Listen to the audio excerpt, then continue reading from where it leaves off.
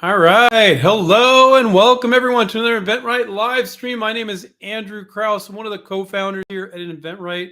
Our other co-founder is Stephen Key. What does InventRight do? We've been coaching and mentoring inventors for the last 23 years. Yes, over 2 decades. And we've had students in over 65 countries because you can do this from anywhere. Licensing is a great business model because you don't need to raise money. You don't need to hire employees. And you don't need to start a business. You just need to license it or rent your idea to a very large company or a medium-sized company. And they already have all that. They have the money, they have the workforce, and they have the existing distribution. What I mean by that is they're already in, 10,000 stores and on Amazon or what have you.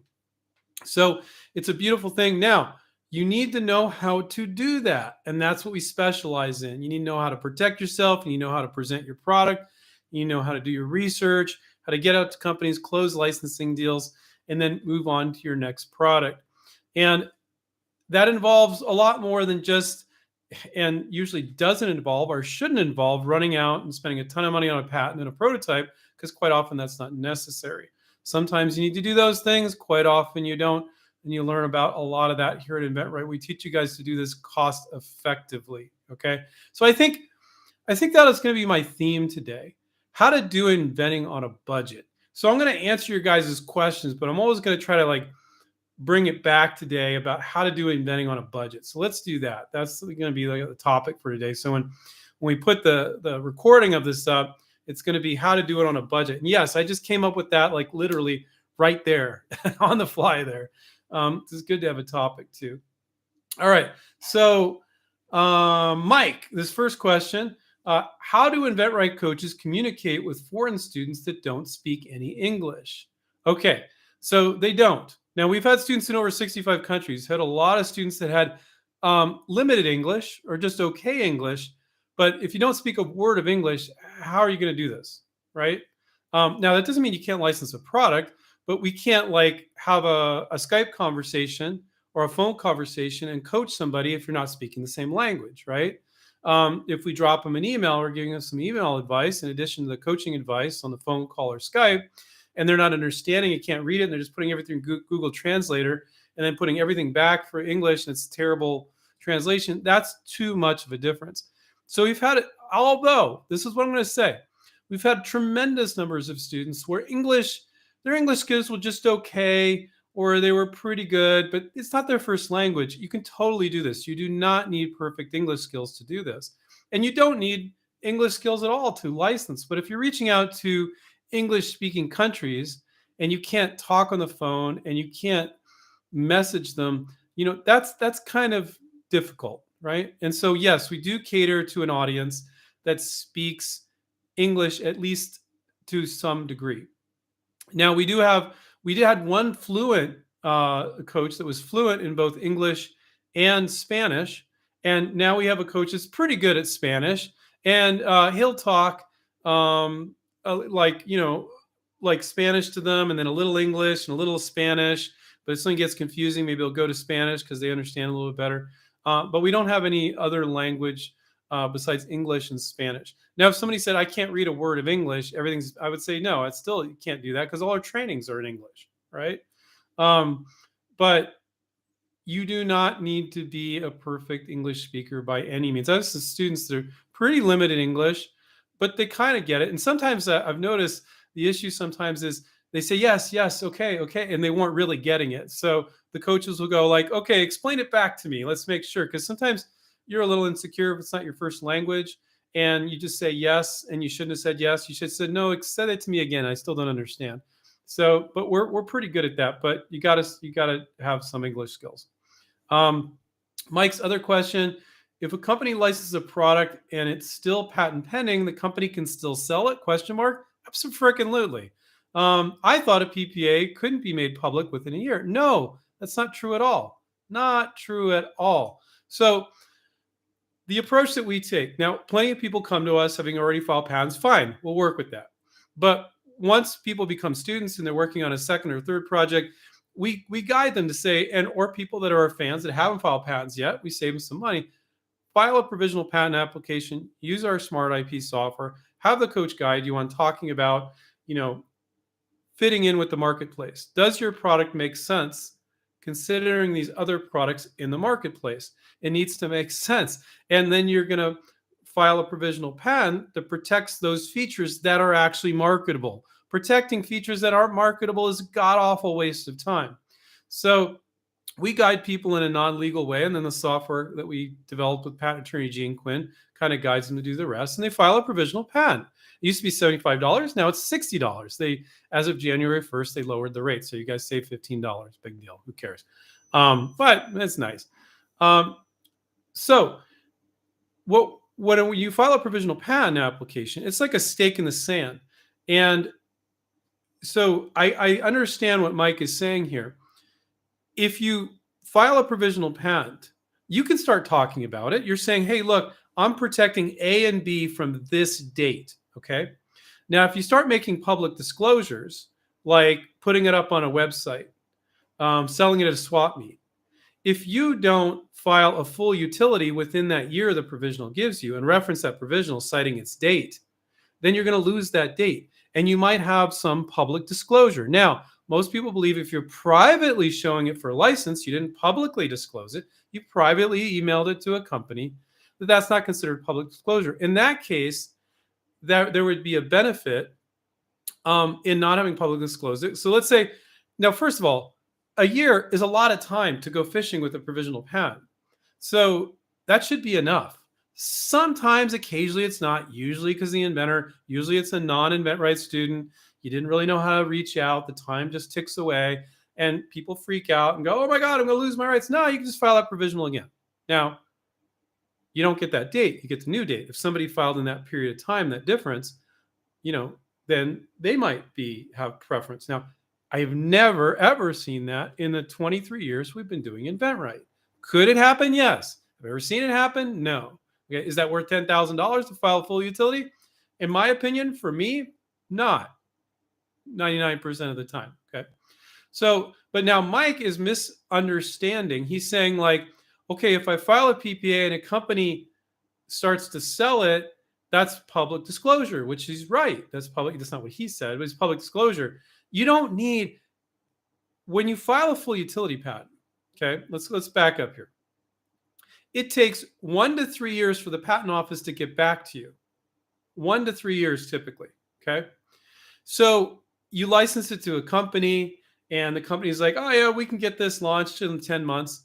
Are you going to wait 2 years for the patent issue before you? No, hell no. Your provisional patent is that stakeholder in the stand. You filed a full utility, and you can license products by saying patent pending. And you can do that with a provisional where you can say patent pending, or you can do it with a full utility where you say patent pending.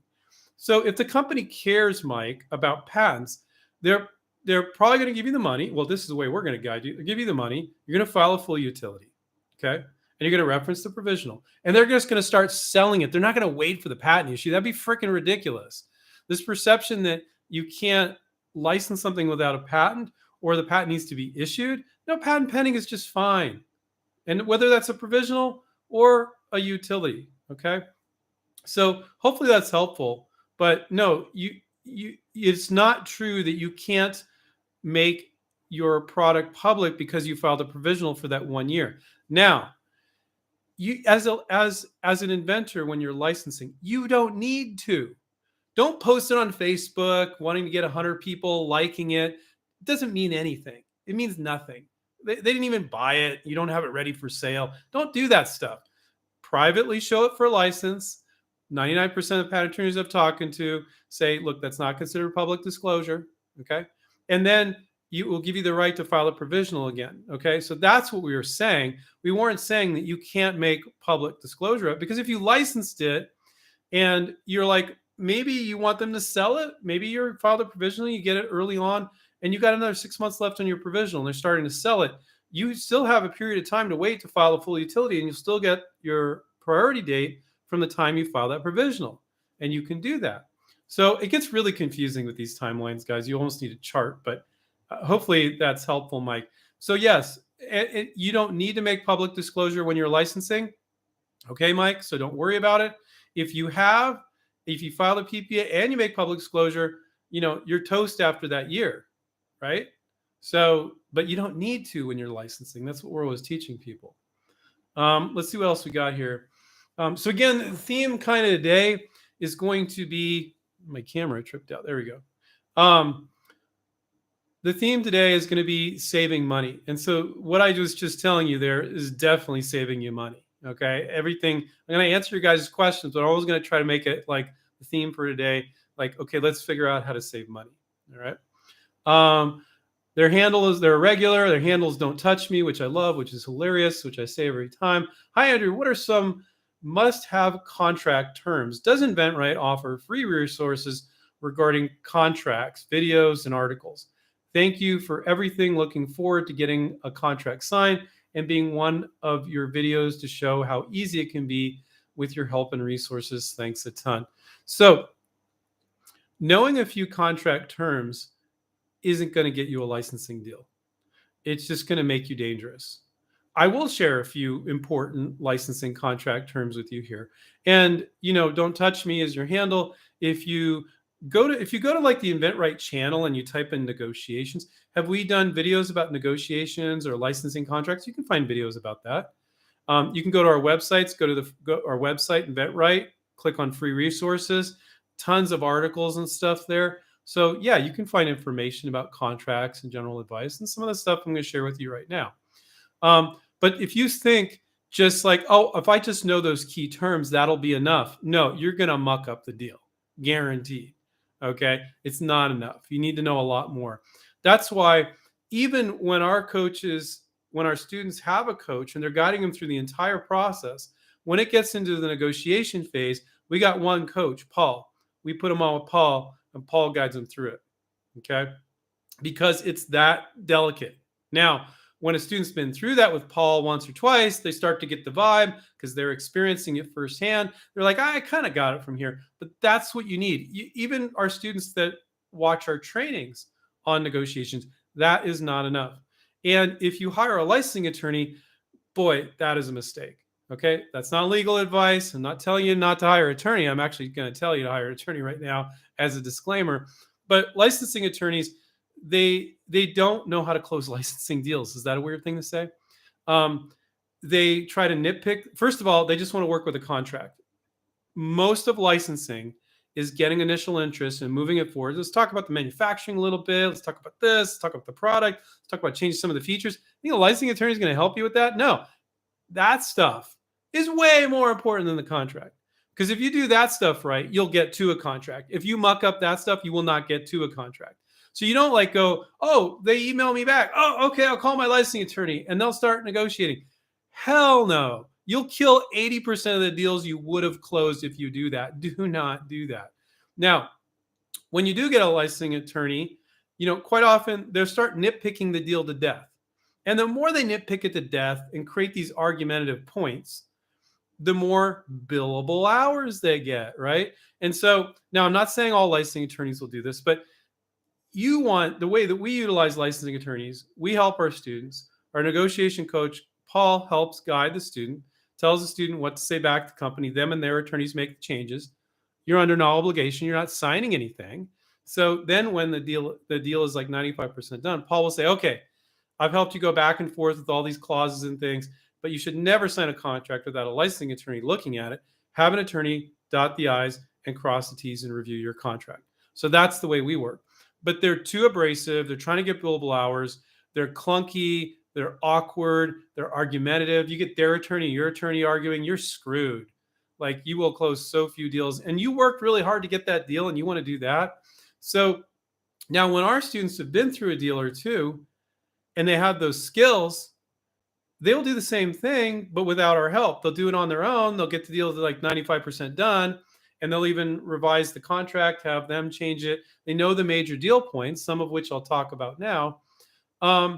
And then they'll hire an attorney, again, only when a deal is 95% done. And you do not let that licensing attorney talk to the company. You let them review the contract that's 95% done, which at that point, you understand things so well, there's not much left to do.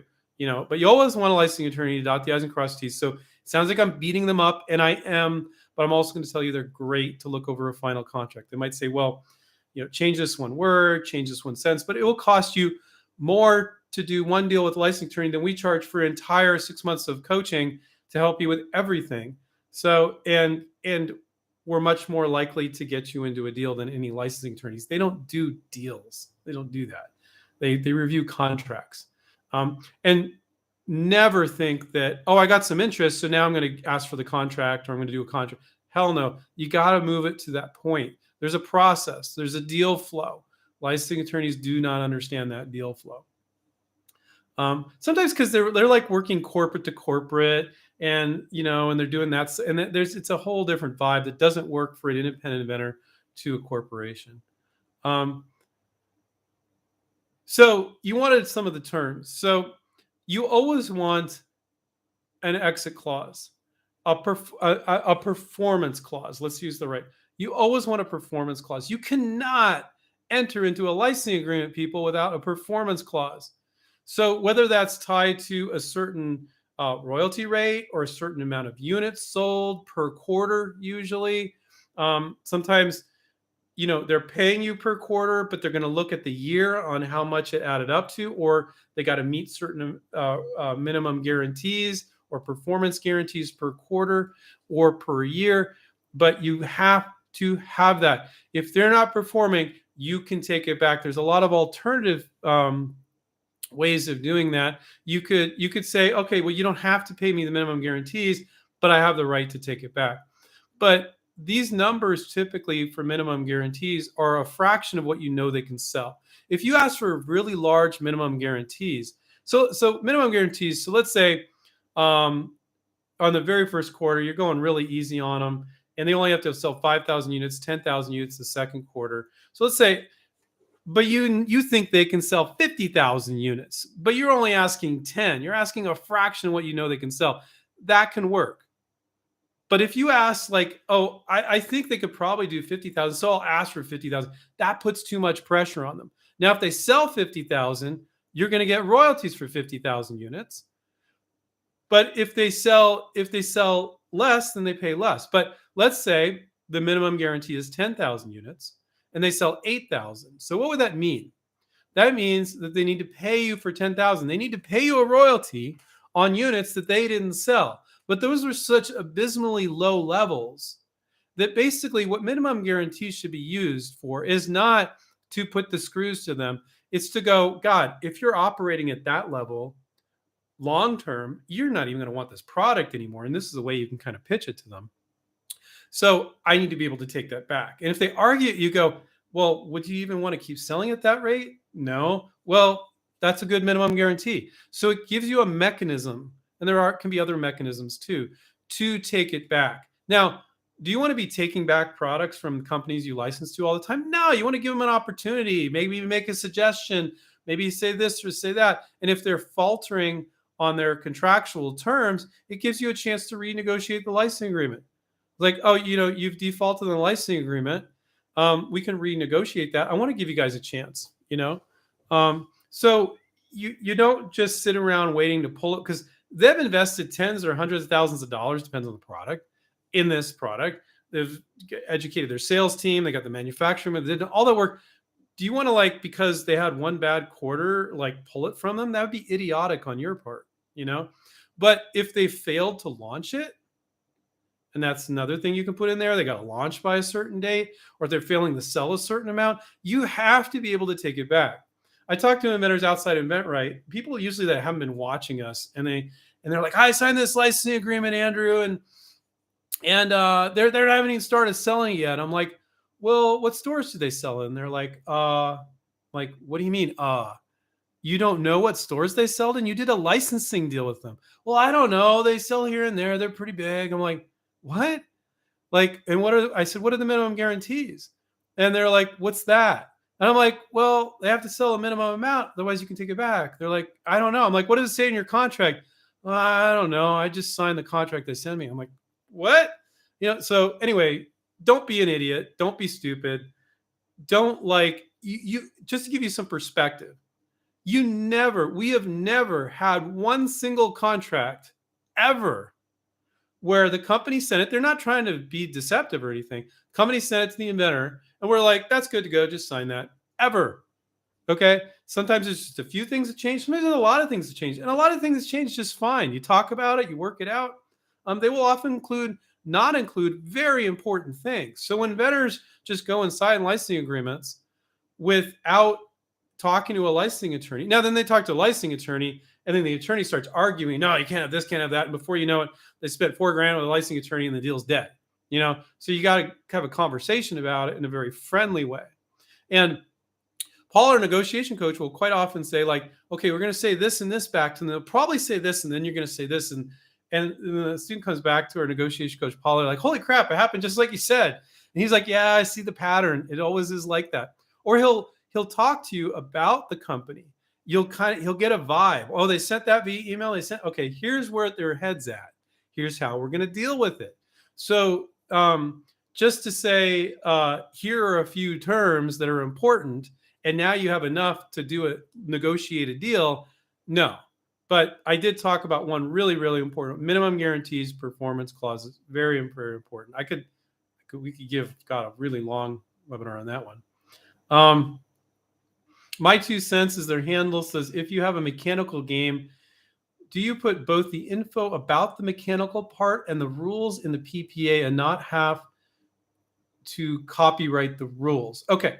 So most of the time with games, like a board game or a card game, you're not going to be doing a provisional patent application. Now you can. I'll explain. It's a weird advice that no attorney would give you, but I'm going to give you because it makes a lot of sense. Most of the time when you have a game, you're going to copyright the rules. Now, copyright is automatic. If you just put a little C with a circle around it, when I give a talk, talk is automatically copyrighted. If somebody got up and gave this exact same talk word for word, I say, you're in violation of my copyright. Wouldn't do that. But so copyright's automatic. So copywriting the rules is great protection for a board game or a card game or some sort of game or something like that. So you should always do that. So you just give them the rules, because if it's a game, you're going to give them the game and you're going to give them the rules, and just make sure it says copyrighted on it and has the date. Okay, free. Now you can pay the government organization that handles copyright. It's called the Library of Congress, not the Patent Office, because it's the Patent and Trademark Office, not the Patent, Trademark, and Copyright Office. The Copyright Office is the Library of Congress. So you can pay the Library of Congress. I don't know, it's 100, 200, something like that. I forget what it is. And you can file it. Do I find that to be necessary? Is this legal advice? No. No, I don't. I think it's a waste of time. Now, sometimes if you have a whole ton of stuff, I believe I deal with copyright. It's not that much. You can throw a whole bunch of crap into one copyright application, and that can kind of make sense. But like personally, if I had a board game, would I pay the money to the Library of Congress to copyright it there? Hell no. I just put the little C, copyright, and put the date there. I wouldn't even blink. I'd be fine with that, because then you're creating a paper trail. You're emailing it to them. You're showing them that it's copyrighted. You have the email. It's all documented, right? Okay. And that's not legal advice. So please seek the service of an attorney if you're looking for legal advice. So now some games, if it is like Mousetrap, do you guys remember that old game called Mousetrap where there's all these physical moving things? If it has functionality and utility, you could file a provisional patent on it, because you can get later a utility patent on it. But even if it had no functionality and utility, if you wanted to, you could spend $60. You could use our smart IP software and you could file a provisional patent on it. But really, with games, now you have a mechanical part in this game, so it's a mechanical game, you said. So it would probably make a lot of sense to file a provisional as well. So I would file a provisional in your case. And I would also just put copyright on your rules. It's just that simple. Okay.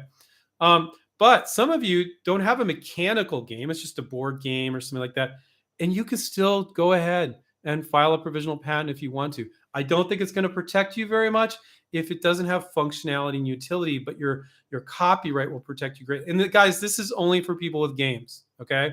If you got like a kitchen cutting board, or you got an automotive product, or you got something for the home or industry, whatever, guys, you aren't copywriting all your stuff. Okay. This is specific to games. It's a unique situation. All right, let's move on. You're welcome. I don't mind. Wow, we got a lot of questions here. So our theme today is saving money. So I think I just saved him money there. And so when I answer all these questions, I'm going to try to save you guys some money. Kurt said, hello, everyone. Hello, Kurt. Chad, who's one of our InventRight students, actually. Hey, Andrew, I just spoke with my licensee today. He has sent my signed contract over to ownership to be reviewed and signed. Oh, great. He thought they would have the product available on the market early this summer. And your experience is that a typical length of time from a contract to signing to the market release? Okay. It's not uncommon at all for them to take a year before the product hits the market. Imagine this. Let's say they're getting it made overseas. That can take a little while to, let's say their engineering team, their design team wants to refine it a little bit, make it a little prettier, stuff like that. Let's say that takes 2 months. I'm just making up a random scenario here. 3 months maybe, okay? And then they send it over to Asia. They got a contract manufacturing over there they like to use. And then they got to do some things. That's another month. And then they're going to manufacture it. Let's say it takes 2 more months to get in the pipeline. What are we at now? 5, 6 months. And then it takes another month to get over here. Okay. Hits the docks. Now they got to start getting it in the stores. So that would be an incredibly fast timeline. And that's the timeline we're working on. If it's this summer, if you said this summer, that's a great timeline. But it wouldn't be unusual for it to be a year or a year and a half. It takes a while. These are big companies launching things on a huge scale, and they got a lot of other products in the pipeline. The thing is, once that pipeline starts flowing, then you're doing well. And you would pretty much expect quite often that first quarter, your sales are going to be lower, right? Because, the salespeople, the manufacturers reps, they're repping the company, talking to retailers and stuff. They start to show it to companies, and then it starts to get into stores. Another retailer notices over here, oh, they got that product. Okay, maybe they reach out to the manufacturer's rep and go, hey, I want that too. Or it takes a while for the salespeople to get to all their clients, to get to all the buyers at different retailers. This isn't an overnight thing, but it's so much faster than you ever launching the product on your own. That is freaking fast. So what is the absolute fastest I've seen? Probably like 2 months. That would be insanely fast. What is like brutally slow? Like, oh crap. Like, well, actually, I was just chatting with an inventor via email, and he was a little upset. They just launched it in December, and I think he licensed it 2 years ago. Now, is that typical? No, but it happens sometimes. And you move on, you license other products, but also in the contract, we were talking about contracts earlier. You can set that up. You can set it up. You can tell them where it's got to hit the docks by this date. Or it's got to be in the stores by this date, or whatever. That could be another contractual term that you have. But I would say a year is about average. It can definitely be a little bit more than a year. Could be a little under. So Chad, I would say this summer is rocking it. Because what are we? February, March, April, May, June. Is summer June? Let's say July. So that's 6 months. So they're just about to sign now, and they're saying they get in the stores in 6 months. That is great. That is better than average. Okay. Now, when can products arrive in 6 months or less? Let's say it's a sewn product where they just have to die cut the fabric and they're sewing it. There's no injection mold to be made. That can happen faster. It can happen faster. But let's say they're like, oh, our designer is kind of busy with these other 2 products. He's not even going to be touching this for 3 months, and then we'll get up and running. And then they ended up launching it under 6 or something like that. So I would say the range, I would say you're doing really well at 6 months there. 8 months to about 14, 15 months. But it varies tremendously, and that's just normal. But if anybody's like, oh, that's taking too long, that's ridiculous, I can launch it today. Yeah, you can sell on Etsy. You can put on Amazon. Nobody's buying it. And then 3 years later, you're selling like 1/1000th of what they're going to sell because they're going to blow it out big because they're a big company. So put it in perspective. Sometimes people say that, and I'm like, really? Like, what are you thinking? But that's the real business world. So I Chad, you're rocking it at 6 months there. Hmm. Waleed says, "Hi Andrew. If the marketing manager doesn't reply, we typically tell people to reach out to marketing managers. Could I approach the CEO? I wouldn't first. I would approach two or three or four marketing managers. I would approach other people first if nobody's getting back to you before you go with the CEO. CEO is okay if it's a very small company. That might be okay. But I would prefer that you would go with multiple marketing managers over the CEO. But let's say you reach out to three or four marketing managers and you've been doing that for 4 months and you've got crickets. And then, okay, whatever, what the hell? Reach out to CEO. Perfectly fine. Um, Probably not going to be a different response if they're not responsive. But also reach out on LinkedIn, reach out via email, reach out a phone. Most people that aren't our students are not pushing hard enough. Even our students try to slack off a little bit sometimes and they don't push. Not Chad. Chad's rocking it. I've seen Chad in action. But, a coach will have a meeting with a student and the student's like, this isn't working. I'm not hearing anything back. And the coach is like, well, tell me how many you reached out to and how many times. And it's like, they got 30 companies that reached out to 15 like once. I'm like, okay, you're just getting started, you know? But if you guys are like, oh, that's so daunting. I got to reach out two, three times and they're not going to respond to me. This is normal. It's not, it shouldn't stress you out once you get used to it. So what? You need to send a LinkedIn message more than once, email more than once. You give them a call, talk to a gatekeeper, ask if you can get through to their voicemail. So what? It's no big deal. And if you approach it that way, but if you just sit there thinking about the ones that haven't responded rather than keep getting out, then then you're then people, but most people, even our students, but then the reason why you see success from our students all the time, the coach will then go, no, your head's not on straight. This is what you need to do. This is normal. Oh, it's normal. Oh, okay. I guess I won't get upset about my favorite company not getting back to me after my first outreach. Another funky place where people get upset. First, there's the initial outreach. You're asking permission to send your sell sheet or video, and then people will get they'll get that permission. They'll say, yeah, sure, you can send me your sell sheet. They'll send it, and they get all upset if they're not getting back to them in 2 days or 2 weeks.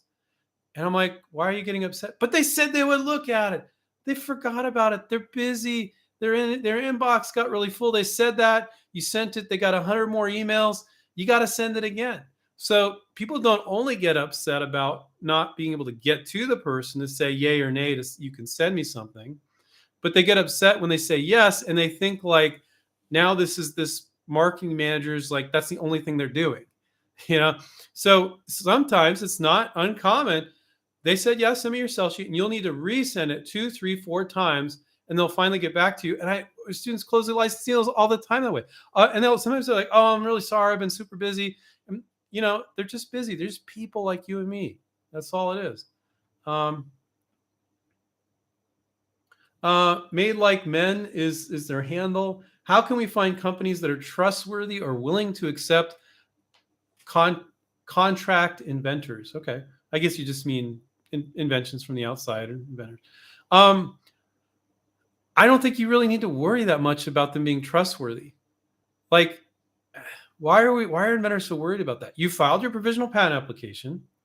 You made your list of companies, and all these companies are in big stores where you want to be, and you're going to reach out to them. Like, if you want to bother, with all 30 companies, to me, I think it's a waste of time. You could type in XYZ company lawsuits or ripoff or whatever, and you can see what comes up. It's a complete and utter waste of time, if you ask me. Now, the other thing is also a waste of time, if you ask me. Willing to accept. Why do you need to know that? You ask permission to send it, they say yes or no. You'll find out if they're willing to accept. There's no magical way to find out if that particular marketing manager at that particular company is open to receiving ideas from independent inventors. You just ask them. That's how you find out. So, but I think the reason why people ask that like all day long is because you don't want to get a no. You just quit right now if you don't want to get a no. Quit right now. Just throw in the towel, go screw this inventing thing, tell your spouse, Andrew said I should just stop wasting my time. If you're not willing to get a no, you're in the wrong game. You have to be willing to get a no. And so you don't need to find ones that are inventor friendly. That's just crap. The trustworthy, if you're like do a DRTV product, I mean, those guys are sharks, the infomercial DRTV people. Would I Google the name of the company and see? But you're going to find dirt on all of them, to be honest with you. Those are just the infomercial business. With any other industry, most companies are really honest. But if you think you're just going to dig up dirt to see if they're honest, you could find to see if you see a company and they have really deceptive marketing. It's like, but these aren't the types of companies you guys license to 99 times out of 100. It's like, whoa, why is this company? And wow, there's tons of complaints about the way they handle their customers. Like, well, that might be a red flag for me. You know, it might just be a category where a lot of people complain, right? Like, you will never find, if you look at any review for an internet service provider, you'll just see pages and pages and pages of people saying how horrible their internet service provider is. There is no internet service provider that people like. There isn't one. Same thing with cell phone companies. People will claim. So you got to look at that factor too. But if you're constantly looking to go, oh, I need to know 100% they're super friendly and they're going to accept my ideas, like, you just submit and you find out, So that's my take. Hello, Robert. Robert said hello. Stephen Hooley. Hey, Andrew, thank you for doing these every week. Has anyone in InventRight ever licensed the same product to two different companies, one that sells B2B and the one that sells B2C? Yeah, you can absolutely. I've seen so many of our students have products they're working on where I'm like, oh, you don't have one product, you have 5, you have 3. It could be done like this for this industry, this for that industry, or this for it's same industry, but a different distribution channel. And then another distribution channel over here. Maybe it's almost the exact same product, but it's marketing slightly different. Maybe it's a slightly different version of the product. Maybe it's a high and low price point. But here's the rule of thumb that I always say. I've said this ad nauseum over the years. They can't be stepping on each other's toes. So if you sell this new cool kitchen cutting board and you think this is rookie inventing 101 misthinking. If you think, well, I'm going to license this to 5 companies because I'm going to make more money if I license it to 5 companies than 1, you're in for a world of hurt. Now, it might make sense, and I'll explain that in a minute. But if 2 companies are selling kitchen cutting boards and they're selling it Walmart and Bed Bath & Beyond and Amazon, they're going to be stepping on each other's toes. You're not giving one an advantage over another. Now, here's what people don't get into perspective. Well, I'm going to license this to everybody and everybody's going to beat my door down because this is a great idea. I'm going to license to 5 companies. Well, if you don't give one company a leg up over the others, there's nothing unique about it anymore. All right. So you're not going to license the exact same product to the same company selling right on the same shelf at Walmart. Makes no sense. But they're big. They're at freaking Walmart. Don't be goddamn greedy. I'm swearing today. Just get your guys' attention. Don't be greedy. Why? You would think you're going to license to 5 companies who are all going to sell the same thing at Walmart? That's not how it works. Okay? And be really happy you license this big-ass company that's at Walmart and Amazon, Bed Bath & Beyond, here and here. Like, be happy with that. Okay? Now, in Steven's case, if you had a business to business or business to consumer version of it, and it's slightly different version, it's marketed differently, and as long as they're not stepping on each other's toes, maybe it's a different price point, maybe it's the exact same freaking product, but the business users wouldn't find it at Walmart. They would find it over here in this place. And let's say it's for plumbers or whatever, and it's a heavy duty version of it or whatever. As long as they're not hurting each other, you can license it to more than one company. I've also seen people I'm like, oh, you don't have one product, you got 3. You could license it for tennis over here, for soccer over here. Terrible example, but you get the idea. And I'm like, but it would be done differently. It'd be maybe a different it would have a different product name. That's fine. And when you do the deal with the first company, you call that out. You say, well, you have the right for this category in this way, and you have the right to license it somewhere else. And then we're like, yeah, we don't care about that. That's not going to hurt us. But if they look at it and go, oh, that's going to hurt us, they're not going to do the deal. Okay. But don't think that licensing it to 5 companies selling the exact same thing in the exact same places. Ain't going to happen. Okay. It doesn't make any sense. And be really happy that it's a big ass company that you license to. Peter B said, hello, everyone. Hello, Peter. Okay, Mike says, hi, Andrew. Do you have any advice for people who want to do this and have a passion for licensing, but everyone in your life tells you it's stupid? Kind of a buzzkill. Okay, great. I love that you brought this up because some of you, the rest of you might have this, these people in your life too. Don't freaking talk to them about your ideas if they're unsupportive. It was really sad. I remember talking to this one gentleman, and he didn't end up signing with the program. I could tell he was he was a very poor gentleman. He didn't have much money together, and I could tell he had some kind of confidence issues and stuff. But a nice guy, really clever invention too. And he kept going on and on about his mom. And he told me like these terrible things his mom was saying to him about his inventing and about him in general. And I was just like, what kind of messed up parent is this woman? I was just like, that's just messed up. So that was the ultimate. I was like, I got off that call and I was depressed because I'm like, here you got this guy. He's got kind of like self-confidence issues, but he's creative, and his mom's just beating the hell out of him. I said, dude, I know you don't have the money to sign up with our coaching. Watch all our free stuff, read our book. And I gave him some free advice.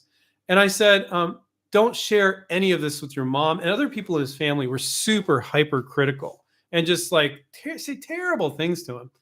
Don't share any. Don't even tell him you're doing it anymore. Okay. And I said, to be honest, you need to get out. You need to get out of that environment because that's just going to wear you down.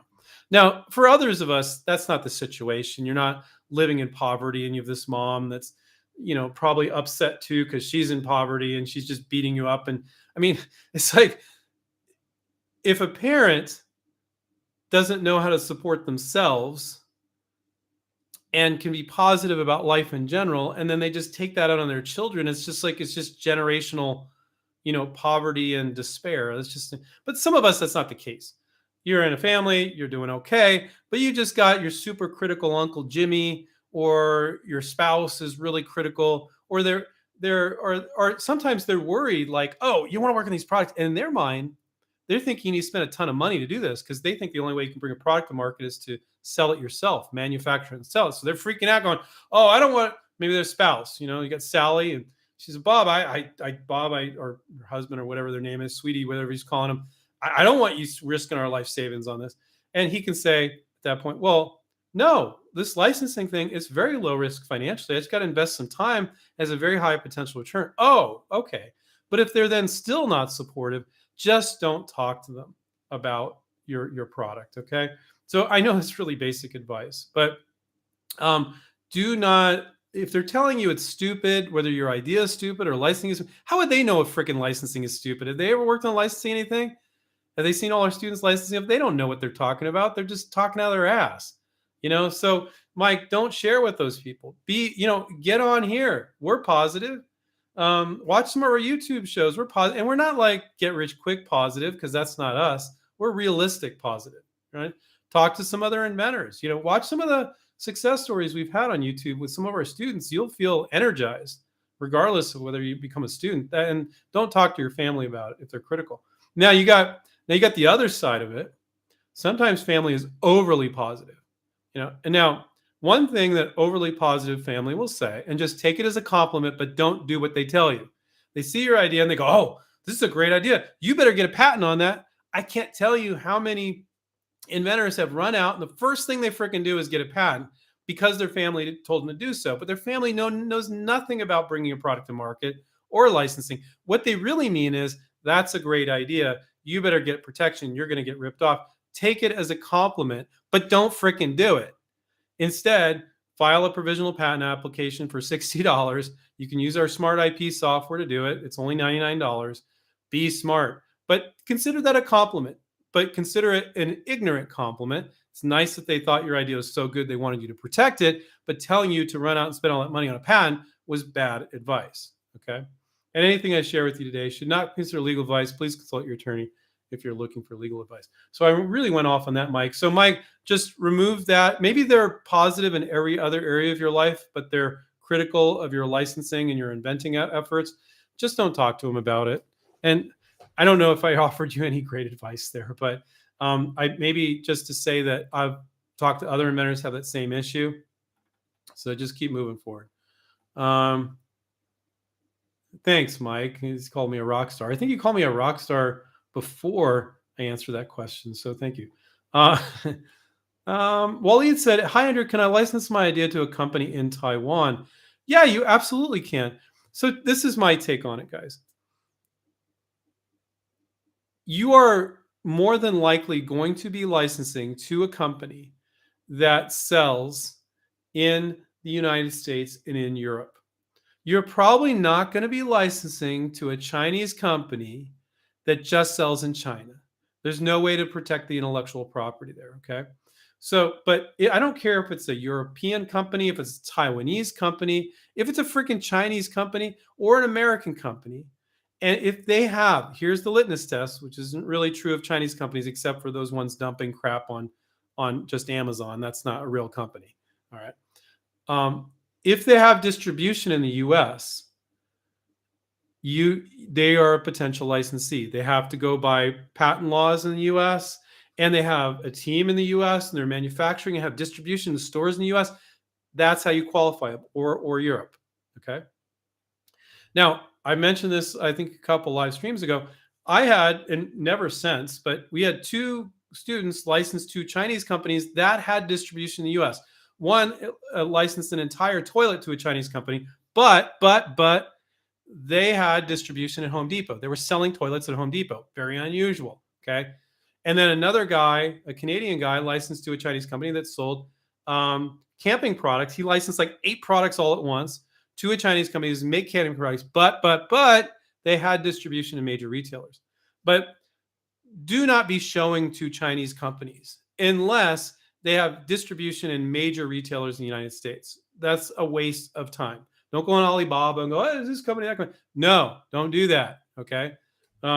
Show to companies. And to me, it's basically companies that are selling a lot of product in the US or in Europe. And most of the time, it's going to be the US, to be honest with you.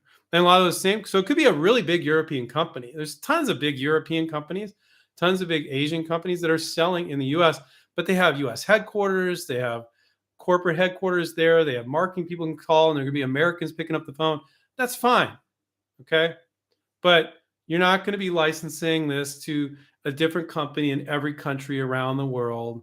That's not really practical. Okay. You're not going to be getting patents around the world. Now, if a company is like, "Hey, we sell in these 20 countries," we've had some students in that, great. But you know what? 99% chance they will not be filing patents in those countries. But you'll have leverage on them because they want to sell in the US, only sell over here. And sometimes I've had companies say this, "Well, we're not going to pay you in Germany because you don't have patents there." And like, "Well, you want the US rights, you need to pay me there too." And they're like, "Okay." There's all sorts of tricks that we can show you guys. So yeah, you can license to a Taiwan company, but I really want to see them having distribution in the US. And if they do, then it's great. That's kind of too general. Cornell, good evening. My question is, I would like to do a licensing deal done with a drone manufacturer. How do I approach that? Well, you got to watch our channel, Cornell, but you license to a drone manufacturer. That's one of those categories. Like if you got a drone product, you got a license to a drone manufacturer. A lot of other product categories, and I actually helped somebody with a drone product. I'm like, "Oh, you could license to a company over here that doesn't even sell drones," and it made sense for him. But sometimes people limit their list of potential licensees just to companies making more or less the exact same thing. That's not good. I can look at a product and go, "Oh, but you could go over here and over there, companies selling this or that, or a different distribution channel." People really suck at that. Our coaches are great at helping our students identifying those opportunities. So if you're licensing, I can't answer your question, Cornell, because I don't know your product. I don't know if it's a drone accessory or a drone itself, but our approach to licensing will work for a drone. It will work for a kitchen cutting board. It will work for an advanced medical device. It works regardless, our 10-step system. Okay. Brian says part one of two. I'm living in Sweden and I plan to form a non-US resident LLC with a registered agent in New Mexico due to having no annual report requirements or fees. I didn't like the Swedish equivalent. So he's living in Sweden. He's wanting to register an LLC in New Mexico. Okay.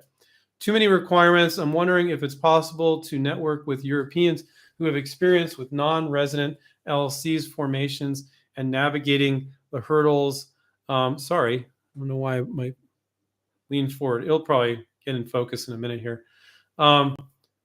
Okay, that's getting into kind of like legal territory. Why the heck is my thing all? Let me fix it. No. Okay, there we go. I need to pull back to fix it. So first off, you can form an LLC in the US if you want to, as you do your first deal. So let's say your name is Brian. So let's say your last name is Smith. So Brian Smith Designs at Gmail is your Gmail, right? They don't care if you have a company or you don't have a company. They just want a good product. So then you get further to negotiations, further. Looks like you're going to get close to signing a contract. Oh, crap. For whatever tax purposes, legal purposes, you want to file an LLC in the US, I would do it then. To do it all just for licensing now, especially with the confusion, you being in Sweden, wanting to do a US LLC, I have no idea what in Sweden what the tax laws are. If you're basically evading taxes, they're like sticklers there for taxes. So I don't know what those laws are. You need to consult the tax advisor on that. So you're a non-US resident. I have no freaking idea. I do know that there is one website that I like, which is free. There's a lot of really sleazy people advertising, trying to sell you LLC services for things you don't need. But this one gentleman, he was great. He came on, did a webinar with us, llcuniversity.com, llcuniversity.com. Really honest guy, great information on his website. You can select any state you're in that you want to file an LLC, and it gives you directions on how to do it yourself. But you might have some jumping off points about New Mexico, and maybe you might find some non-resident LLC stuff on there for you, Brian. So it's llcuniversity.com. It's a good resource for you. I get nothing out of that except to help you guys. So I'm happy to provide that resource. Kurt said, can an idea be licensed knowing there is prior art that makes an idea unpatentable? However, the product is not on the market. Well, I mean, so making an idea unpatentable and infringing are two different things. There can be a lot of things that are unpatentable because there's been people doing that sort of product forever.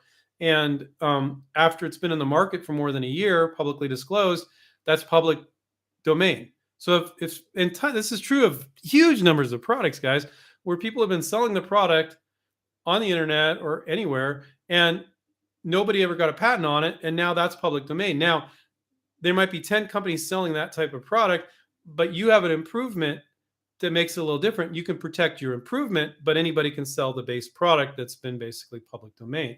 So Kurt is saying, can I have an idea that can be licensed knowing there is prior art that makes the idea unpatentable? However, the product is not on the market. So that's not what he's saying. That would be stuff that's public domain. But if he's saying, look, I found a patent and I'm going to be violating this patent with my product, like, why would you do that? Now, the vast majority of the time when our students find something like that, we can get right around it. People are like, oh, crap, then people get around what I filed. No, most inventors and attorneys do a piss poor job of what they're protecting. And you can just find, and a lot of products that are patented aren't even marketable. They don't even make sense. Okay. So, but if your product makes sense and you're like, well, okay, his claims say this, this, and this. Oh, but that's not a problem. That's not a problem. Oh, this one's a problem, but I could just do it like this and I wouldn't be violating that claim. Well, then go for it. So that's my answer, Kurt. Hopefully that's helpful. Let's see. Sorry, I page up and page down and I lost my place. And I kind of like to do them in order so people don't get pissed. Because there's no way, I only got 5 minutes left and I don't think I answered everybody's question. So if I didn't answer your question, just come back at the top of the hour next Monday. Okay. And because I am doing them in order. All right. So I think that's fair. If I was really good, I'd probably just do the ones that are more interesting. But I don't know. I'm a fair kind of guy, so I'm doing them in order. And you guys all asked really great questions. So um, now I'm just trying to figure out where the hell I am. Okay. The other part of Frank's question is looking for a partner slash company taking them from an idea to product licensing. Is there such company? I have heard of Davison, but they're also too expensive. So I can't talk. You mentioned a company name. I never make a reference to any company in particular, but I can speak from my personal experience. I have never seen an inventor in the 23 years I've been doing InventRight and the 14 years I did my Inventors Association in Silicon Valley with students in 65 countries. At any point in time, we'll have like 350 to 500 students. I have never met an inventor, and all the people that we do sales calls with that have talked to invention promotion companies, I have never met a single inventor ever that has licensed a product that way. So these companies that say, we'll do it all for you, you don't have to do anything. I've That's okay if you don't have the money, Frank. I've never seen any success personally, I can say that, with any invention promotion company. I've never talked to an inventor that has ever licensed anything with an invention promotion when he got them licensed. So the Federal Trade Commission warns against invention promotion companies. The Patent Office does. I think there's a reason for that. Okay. If you don't want to do the work, just quit right now. Now, the work's a fraction of the work that you have to do when you're venturing a product. They're going to handle the money, the work, everything, the manufacturing, the sales, but you got to do the job to close that one deal. If you don't want to do that work, just quit right now. And if you look for somebody to do that for you, to close a licensing deal for you, you're just going to find an endless list of shysters. Okay. But I never talk about any companies in particular ever. And there's solid reasons for that. Fence first, if I have more than one idea, can you guys tell me which one I should do first? This program isn't exactly cheap, and I would want to have the best chance possible. Yes, absolutely. We can go over several ideas, and you and your coach can go over them. They can go upsides and downsides of number one, number two, number three. Sometimes they'll be like, well, I don't have enough information on number three. This is what I need you to find. Then you come back, we'll look at it together. Okay. So they're not wizards. They can't just look at every single product and go, well, I just know that one's good, that one sucks.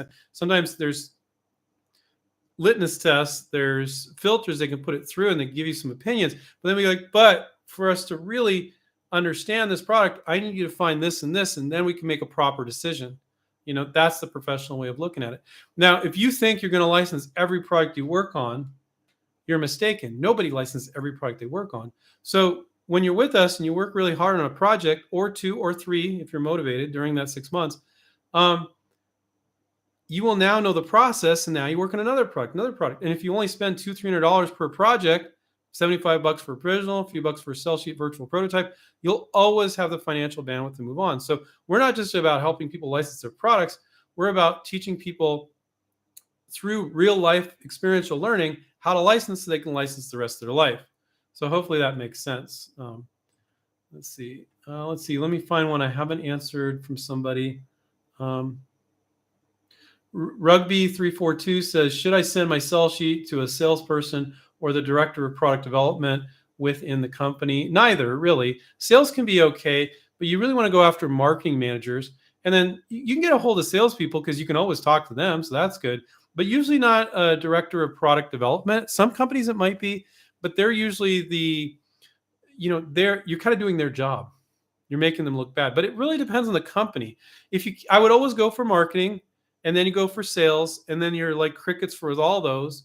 Then you could go for a director of product development, but I always make a marketing manager my first go-to. Then sales, and then a product development manager. But sometimes they're the right ones in some companies, but I wouldn't go for them first. Oh, no. Cornell says, because I'm flat broke, should I focus more on an outright sale than a license deal? Absolutely freaking not, Cornell. You will never get anything close to what your product is worth if you do an outright sale. Don't even freaking bring it up. You're going to get way more money if they're paying you a royalty. As they make money, they pay you a royalty. 5% is the most common over time. And realize these companies are big, so it can add up. Don't ever say, I want to sell you my product. I want to sell you my patent. And don't ever try to get a company to pay you. Because let's say let's say it's a product that could easily be earning $100,000 a year in royalties. Well, after 5 years, that'd be $500,000. If you ask for $50,000 up front, that will kill the deal almost every time. Maybe even 10,000. 5,000, okay. Maybe you have to pay for the patent. So just putting things in perspective. Now, not every product's going to sell, make 100,000 royalties a year. So I'm just giving you perspective. Even though it's a product they can see it's going to do that well, you can, and you're asking for a bunch of upfront money, kills the deal every time. Don't do it. And I get people that are really flat broke and they're just going for a quick buck. Don't do it. You will make more money over time, you know. But like I said earlier, quite often it will take them a year to get it into production, get it into the stores. And if they sense a desperation in you and you're like, well, I'm okay with being desperate. I just want 5 grand, 10 grand, whatever. God damn it. That's just too damn little. That's ridiculous. Don't do that to yourself. Now, if you want to make that judgment call, you can. And they might pay you something small like that. But like you could have earned, let's say it's a really limited product, and over 5 years, you would have earned only $100,000, let's say $20,000 a year. But you settled for $8,000 because you wanted to sell it outright because you're broke and you desperately need the money. If you want to do that, you can. I don't think it's a smart decision. $100,000 is it's like 10 times more than $8,000. You know, it's more than 10 times than $8,000. So guys, wrong way to do it. Telling you, that's not the way it works. Don't make it up in your head. Not the way it works. You'll hurt yourself every time. Now, if you're like, hey, I'm going to be out in the street if I don't get this $8,000, but then it's kind of like, why are you doing licensing? You shouldn't be doing licensing if you're going to be out on the street or you can't pay your utility bill. Now, if you're just really thin, but you're getting by every month, okay, that's fine. But yeah, just don't do that. But thank you for your honesty, Cornell. I appreciate it. We're 3 minutes over, but I'll answer this last one. What are industries of product ideas that are not good for licensing? I don't think there's any particular ones that aren't good for licensing. I mean, God, it's if a company sells a product and you can show them that a new product and they can sell it and you can earn a royalty. I've had students licensed in all sorts of weird areas. I had this gentleman, he licensed a giant boring driller. He was in the drilling industry. It was the size of a Volkswagen Bug. He licensed that. I've had students license CPAP related machine stuff, you know, when people have a problem breathing when they're sleeping. All sorts of industrial products, farming implements. These are some of the weirder categories. It could be business to business stuff. It could be business to consumer stuff. It could be stuff for the home, automotive. It could be kitchen. It could be tech. It could be all sorts of areas. So if it's a product that they would look at and go, oh, we could sell that and you could get a royalty in every unit, you can license it. In some industries, like there's just nobody really showing them stuff. You can go in these dinosaur industries sometimes, or, you know, industries where people are inventing stuff all the time, like toys or kitchen or whatever. That's fine too. So I really don't have an industry where I'm like, oh, don't bother. I don't have one. Now you could probably give me one and I go, ooh, that one would be difficult, but I don't really have one off the top of my head. So instead I'm going to define it as if they sell a certain type of product and you have a product that would fit into their product line and they're going to sell units of it, they could pay you a royalty and it could be a potential licensing deal. So it's very, very broad. I couldn't get to everybody's questions. Okay. Well, Skywatcher at the end said, I'm ashamed I don't know how to start a proper conversation with a company about my product. Yeah, most inventors don't. So I would recommend keep watching our YouTube show, Skywatcher, and everybody, you know. So down below, if you could do me a favor, if you appreciate me answering questions for a full hour, down below, click on the subscribe button, click on the notification button, give me a thumbs up, okay? And watch more of our YouTube shows. And if you page up in the chat, you'll see some links to our inventright.com, our free resources page, our contact us page. If you want to contact us to learn more about our programs and talk to Sylvia or Dana, they're super friendly. We're never pushy. So you just want to talk to them about programs. I'm not ready yet, you can tell them, but I want to understand how you guys help. Go ahead and book a call with them. And I just want to remind you guys, take care and keep inventing. Don't blow a ton of money with licensing. It's not necessary. That was our theme today, is to save you money. So hopefully I gave you some tips to do that. See you guys. Bye.